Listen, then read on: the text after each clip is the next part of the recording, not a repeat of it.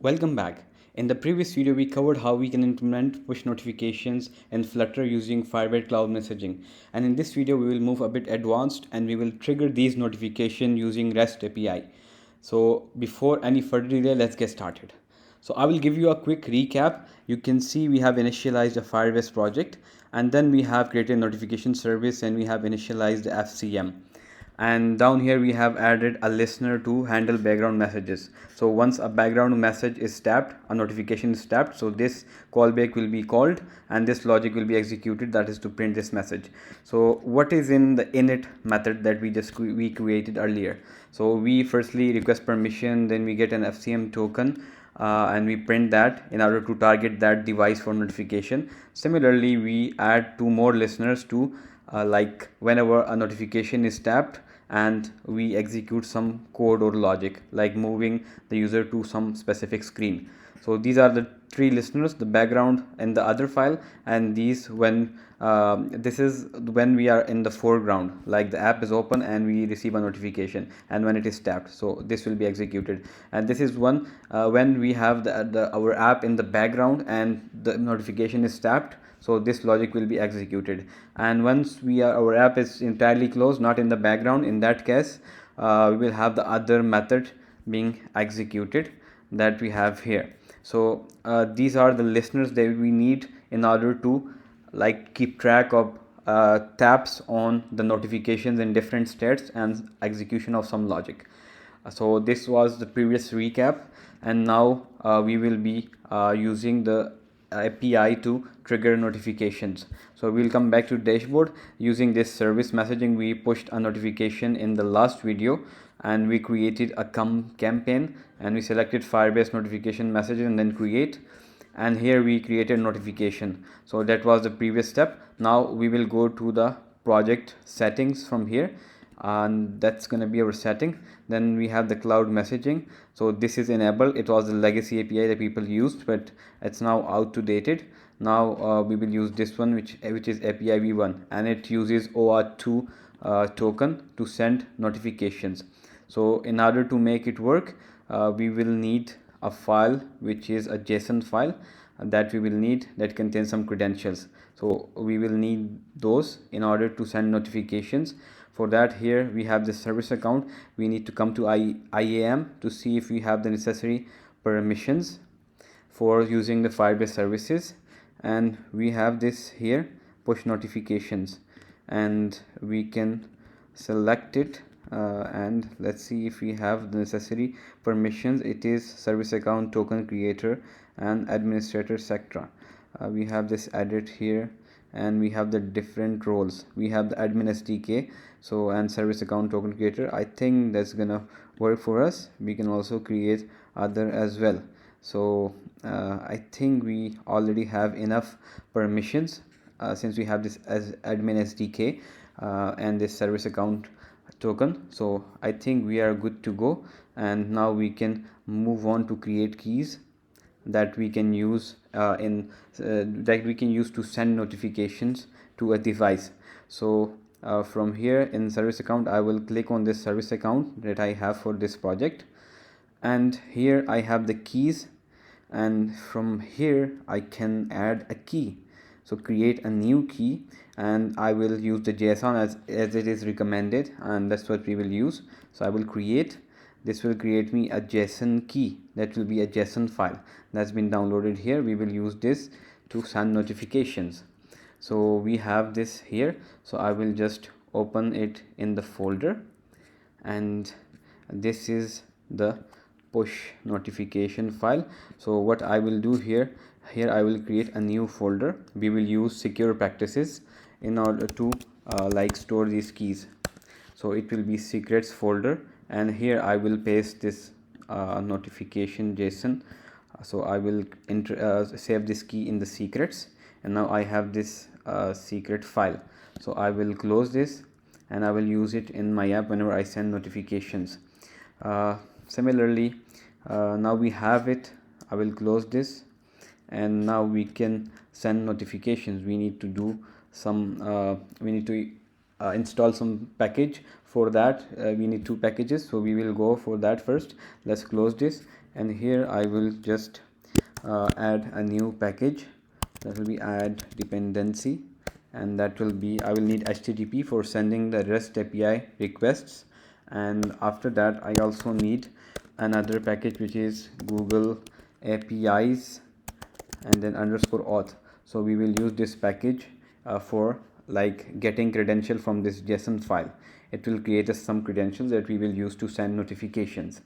So now here in the notification service, as we created these things earlier, now we also need to do some we need to add some methods. So it's difficult to remember all this stuff, so I have created a file where I have stored these methods for ease. So this is the file, and these are the methods that we will use. The first one is the get access token, that will give us the OAuth2 token from the JSON file we created. It will use the JSON file to send a request to Google and generate us an OAuth2 token every time we send a request, we send a notification, because that OAuth token is very that is useful for a very short amount of time and then it expires. So every time we will create a new token, and then we will use this method to send notification that just posts a request, an HTTP request to Google servers, and then they send notification on our behalf to the targeted device. So we will use these methods. So let me copy these methods and I will paste it here in the service. Now we have these two methods here. We need to import libraries, install libraries. We have installed HTTP, and we have also installed the other one, Google APIs auth. We also need another which is flutter.env. That's just for using secure practices, right? So when you store these kind of credentials on client side, which is the front end, so it's not recommended, and these can be extracted using reverse engineering techniques. But for a tutorial, it's out of scope that we store these in backend servers. The best way to store credential is creating your server, and on the server side you store these notifications, because server side is secure while front end is never secure. But for this tutorial we will do this on the front end, right? And we have these three packages being installed now here we need to use these. So here we have the .env, we have this get access token, and here we have the service account credentials, right? So we will also go through these methods, but let's import these first. So service account credential, it is from the package which is the Google APIs underscore auth. So we have it here. .env is from the flutter.env package that we just installed, and we have a root bundle that we need to get from this services that we have already with Flutter, with every Flutter project. Now we have some other errors as well. Let's see. It is client via service account, so we also needed to import it from Google APIs auth, and it's auth.io. Now we have two errors left. This is the HTTP. We also installed the package, so we will use this with prefix HTTP. And now we need to import this .convert for JSON encoding. We will encode it into a JSON because the API request is sent in the form of, like, the body is in the form of JSON. That's why we need to encode it to JSON. And I think this match is going to be a map, so we will encode it. And we have removed the errors, so we will go to every step. But before that, let's create an env file, a .env file, in order to securely store our things that are crucial. So we will have this .env file created, and here we need to add two things. The first one is going to be the project ID. We also need the project ID of our Firebase to be used in the HTTP API. So I will just go to the settings and then general. I need to copy this project ID and I will store it here. Similarly, I also need the secret path. The secret, we have the secret here, which is this key that we generated from Google, and it's push notifications. So it will be path to secret, and we will store this path. This will be secrets slash, and then we have the file which is something like push notification, and what we can do, we can just copy it. We can rename it as well, so I will rename it, and I will just call it key.json or something like that. So I have kept the name key.json. It will be now key.json. So default it will take the root directory or the project, and then we have this secrets here. I need to add r here, and then under slash key.json, that's the file path to secret for our file. Now we will need to load these from environment. Why did we store the environment variables? Because we ignored this .env in our gitignore file, and it will be somewhere here, .env. If not, we can also add it here. That will be .env. So with this, we will ignore this file, and whenever we push our changes to GitHub or Git, so it will not be gone to this, like the environment file will not be committed to the changes in our GitHub repository, and in this case your secrets will be secure. This environment file will be secure. We also need to secure this file because it shouldn't be moved to the it should not be committed to the GitHub repository as well. So I will also add secrets slash, and then we have api.json. so we also need to sorry, it's going to be key.json. so we also need to protect all our sensitive files, so we have added it here so that it's not committed to the Git history, and in this way it will be secure for this testing purpose. And in production, I will recommend storing all these credentials on the server side, so that's what's recommended. But for this video, I have these things ready. Now here what I need to do is that after our app is started, we have this main file, and here after the initialization is done, what I would like to do here is after this initialization, I need to add this .env.load, and then I need to enter the file name. So I need to import this .env. It's from the library. It's a global variable that you can use. Then you will load, and then we have the file name that will be .env, as it is the root directory. So we can just use directly .env. I will save it, and then it will load all the credentials or variables we have stored in the file, in .env file that we have here. So it will load those files that we can use in our notification service. And here I will close this chat. Here you will be able to see this .env, and we have Firebase service account path. We have created this thing in my other project. It will now be changed to this file, which is path to secret. So I will use this one now, and it will be notification service, because we have changed this variable name.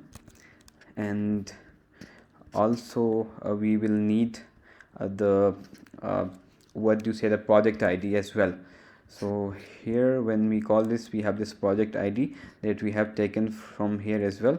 So we will also change it to the one that we created the name. So just go to notification service again and add project ID here. So we will get the things from our .env file, and now we will be able to send APIs. But let's have a breakdown of these steps that are done in order to send a notification. So here down below we have this send push notification method. This is the method that we will call in order to send notification to some device. So what it takes is the device token, the FCM token that we print to the console when the app starts. You can store it in database so that it can be targeted, so that you can fetch it from database and target a device to send notification. And we have this title of notification and the body of notification, right? And then we have some check like device token is empty, then return false, no notification will be sent, as we don't have the target device ID. Then we get the credential using the get access token method that we have above, and then from the credential we get the access token. This is the access token that we use to send these notifications. Then we have the project ID from .env file. So we have loaded the project ID value variable value from the .env file, which is this value. So now if we go to the notification service, after that it's just a delay that you can just remove. Then we have the API endpoint that we will use to send the notification, right? And in that endpoint you pass this parameter, which is project ID, that we have just taken from the .env. And then we have the message, that is the body. In the body we pass this device token to target a specific device for notification. Then we have the notification title and body that we pass from the parameters we have taken here. And then we have the data, it's a payload. So you can add something like here, for example, if when the notification is tapped you want to move to a notification screen, so you can enter the path to notification screen here, that you can use to navigate to the notification screen.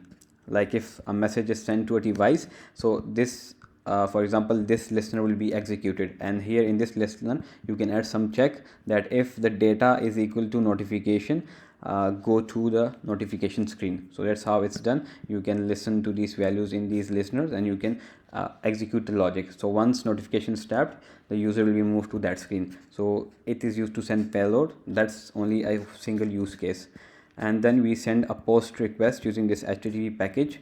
We set the headers, then we in the authorization we pass this bearer token, access token that we just get here, and we encode JSON encode the message and we send it. So if response code is 200, it means notification sent successfully. If there's something else, we have just handled basic errors, and it prints the response body that will show us the error, why it's failed. So this was the send notification. And to get the access token, what we are doing here, we are getting the service account path from the environment variables, and then we are like loading the string from the JSON file. You know, we have a string in the JSON file that contains all those credentials from Google APIs, and then we are getting it and we are converting it to a JSON file, and then we are using this service account credentials dot from JSON to get the credentials we need from the JSON account, the file we have here in the secrets. So from this file we convert it to JSON first, it's in the form of string, and then we load it in the form of string, and then we from this JSON we get the credentials that we need to send notification, and this method is from the Google APIs _auth package. It gives us the service account and the credentials are in the form that we need, and then we define the scope that we want to send these messages. And then you also have this client via service account. You pass the scope and this service account credentials, and it gives you a client in credentials. So actually, to be honest, I don't understand it properly as well, because this is something that that is difficult to remember, but you should remember the sequence, or you can also get this file. I will share the code with you guys, because you can remember these times. You can just create templates. You do it once, you create templates, and then reuse it. So we have this credential that's returned, and this is the credential, and from this credential we get the access token. So we have done all the process, this process in order to get the access token. So this is the long like process that we have executed in order to get the access token at the end, and this access token is need to be passed here in this header authorization. We have this, we have the project ID, which is this one, and we have device token and the notification data. So we are good to go with sending notification. So we are done with the notification thing. Now whenever this welcome to push notifications is tapped, I would like to trigger a notification to another device. So I will run this app on my mobile phone, and I will share that as well. So once I tap here, so on my mobile phone showing, it will show some notification that is being sent to my mobile phone. So I will do that, but before that I need to restart I need to rebuild the app, because we have added some other packages. So for that, let me close this and I will rebuild the app. Meanwhile, I will check if I need some other things to do. Like we have added these packages, which was flutter.env, and let's see if we need anything else, like doing the configurations. So one thing we haven't done is to add this .env to assets. it will only be recognized if we add it to assets. And then for a file we add a static at the start in the getignore file. So here it will be static.env, and also in the assets we need to add this file, the .env file. Only then it will be recognized in the app. So for that I will just add .env. I will remove this one, we don't need it here, and I will now fetch the dependencies again from pubspec.yaml, and this time I will restart. And now I will run this on my app as well, and I will use this FCM token that I have here, and from the mobile app I will send push notification to the Android emulator, right? And I will use this token in the mobile app to send notification to this device, because that's the identifier, the FCM token. So let me run that on my phone. Now the app has been built on my phone, but here we have done a mistake.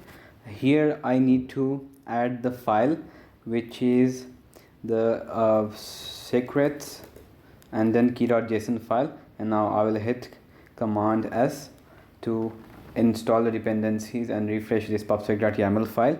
It needs to be added because in Flutter, if you want a file to be recognized, it needs to be added here. So now it will work properly, and this file will be recognized. We will be able to extract the credentials from it. And now I would like to add a call to action whenever this welcome to push notification is tapped. In that case, notification needs to be sent to this device, the emulator device, from my phone.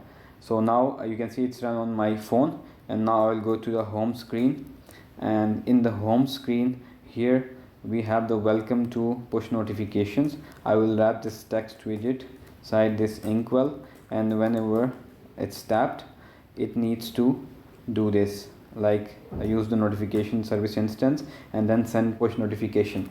And here this is the device token for the emulator that I just copied earlier. Then the title is test and body is test.